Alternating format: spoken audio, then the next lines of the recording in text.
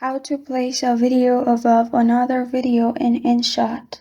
Hi everyone, I'm here to assist you today without any delay. Let's jump right in. First, open Inshot on your device.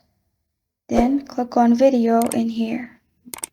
After that, select the video you want to place as the background.